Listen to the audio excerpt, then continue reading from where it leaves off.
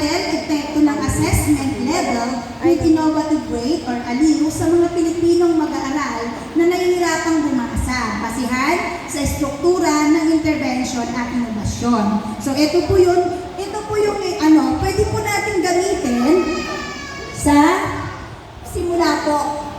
Kung baka gusto niyo po, kasi yung iba tingin ko may gumagamit na ng assessment po na ito po ay one-on-one. Yan po, ginagawan ko po siya ng mga, sa lahat po ng mga estudyante ko, provided ko na po sila nito, first quarter pa lang, unang pasukan pa lang, pinababasa ko na po isa-isa, hinahanap ko na po yung level ng kanilang kaalaman. So lahat hanggang dulo, meron po yan. So lahat ng bata ko po ay meron yan palagi, taon-taon po. So ito po ma'am, sa resulta tayo. Ito po, merong mga kalahok sa aking grade 1 dili po, 30 lamang po nga. 31 yan, kaya lang nag-transfer yung isa. So 30 po ang population. So, o respondent, 16. Ang mga lalaki, 14 mga babae. Ang kabuuan po ay 30. So 100%. Ito po yung ating, ginamitan ko po siya. Dalawa ang ginamit ko po. Gumamit po ako nung ALIW at ginamitan ko rin po ito ng Carla.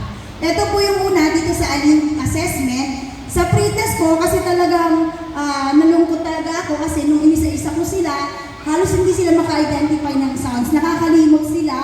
And then, mayroon lang po ako na noon na parang nakakalimot din ng ibang mga guys. Kinonsider ko na siyang lahat ay hindi niya nababasa. So, isa lang naman po yun. So, pagdating po ng voice test, ito na po kasi yung ginawa ko nga po by level. Level hanggang 1, 2, 3, 7. Ito, yung level 1 o yung antas 1, ito po yung mga may tunog na kama, masaya. Tapos ang pangungusap na kama ay masaya.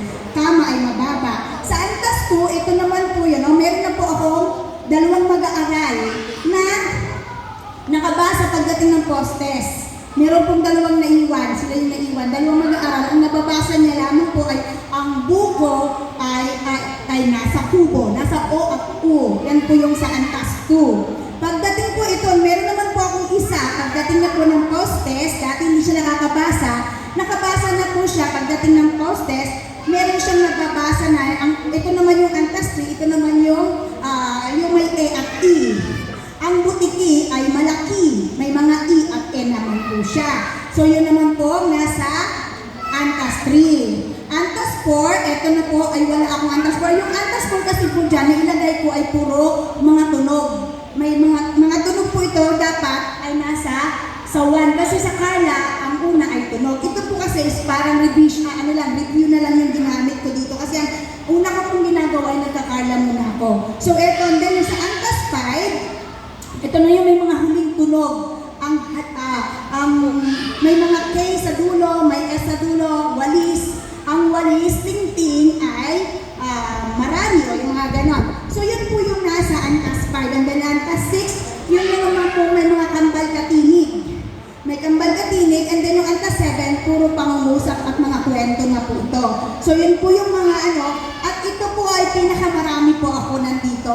Halos lahat po ng estudyante ko ay magagaling na po magbasa ng mga kwento. So yun po yung kung naiwan dito, sila po yung meron tinatawag na may manifestation or sila po yung merong special needs. So ito po, kumbaga lahat po ng is detalyado. Pag may problema, hindi po aalis ang bata sa isang level hanggat hindi niya po na-master ang bawat level. Kailangan niya bago mag-proceed sa next level, kailangan master niya muna yung word and sentences na nasa bawat antas. So yun po yun. And then next, ito na po yung ginamit ko sa Carla. Kung madali po ito, pagdating po ng Carla, ito po sa Carla, mas madali na po, mas madaling ma-identify. Kapag nagamit ka ng ALIW, kapag hiningan ka ng result ng Carla, napakadali na lang pong maglagay. Kasi alam mo, kahit tingnan mo na lang ito, pag absent ang bata, tumingin ka lang sa mga records mo, madali mo pong ma-identify pa rin. Kumbaga, meron ka pa rin mailalagay na record. So ito po yung kauna-unahan sa Carla. Isa lang po yung sinabi ko nga po na nakakalimot-limot pa, mayroon nabasa siya mga letters, mayroon din siya ilang word na nabasa dyan, kaya lang talagang mahina pa. So ito po yun. And then pagdating ko dito, Ito po yung MOSI middle. Sa middle po, ito po naman po, meron na po siyang, dumami na po siya. Mga ano na to, mga sentences na po kasi ang nababasa nila kaagad. Pagdating po ng pinakahuli, ito na po yung pinaka-final na end of school year, ito na lang po yung natira. Ito kasi, ano talaga to, grabing problem. Talagang tutorial po ang ginagawa ko talaga dyan sa kanya. Tapos ito rin, ganun din po, sila po yung medyo talaga pong may special needs. And then the manifestation. Ito rin po, ayan, Marinas. Ayan. Ito kasi nakalimot siya. Natuto na siya, kaya lang yung bata parang may problema, nakakalimot. Kaya lagi ko po siyang nire-recall. Bawat turo ko po, nilalagyan ko ng date. Kung pag maraming date ang nakalagay dito, ibig sabihin maraming beses mo siyang nire-remedial. Ibig sabihin may problem dun sa bata. Hindi siya nakakaalis sa isang level. So yan lang po. Ito po, meron na lang po ako natira. Actually, yung isa dito kasi hindi pumasok. Kaya kung ano yung dati niyang result, yun na lang po ang nilagay ko sa dati niya. Kasi nga nung hindi pa pumasok ng huli pa lubog-lubog, hindi ko siya na-assess. Ang ginawa ko pong basehan is yung dati po niyang result. So yan po. Yan lamang po. So malaki from zero, eto na po.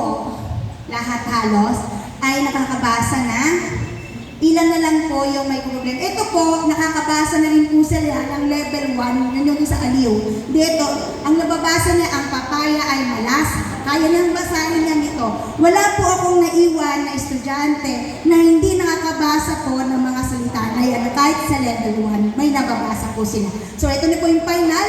Ito yung nilagay ko sa abstract. Ang pag-aaral na ito ay naglayong solusyonan ang suliranin sa mga mag-aaral na nahihirapang bumasa at tuklasin din ang epekto ng assessment level with innovative weight or aliw bilang basihan sa struktura ng intervensyon at inobasyon. Ito ay nilaungan ng 30 mag-aaral mula grade 1 ng Bagong Tanyag Elementary School Annex A sa taong panuan 2025 to 2026 hindi pa nakakabasa ng anumang pantig, salita, parigala at pangungusap. Sa paggangalap ng datos ay ginamit ang Comprehensive Rapid Literacy Assessment o yung CARA at Assessment Level with Innovative Weight aliw upang masukat isa-isa ang antas ng pagbabasa ng bawat mag-aaral. Lumabas ang resulta na matapos ang 6 na buwan, nakakabasa na ang mga talata at kwento ang mga alahok. Bilang konklusyon, masasabing lubang epektibo ang paggamit ng aliw sa mga batang nahihirapang bumasa. Kapag ito kasi ginagawa ko, nire-revise ko taon-taon yung aliw. Kumbaga, mas pinagaganda ko pa po siya para mas lalo pa pong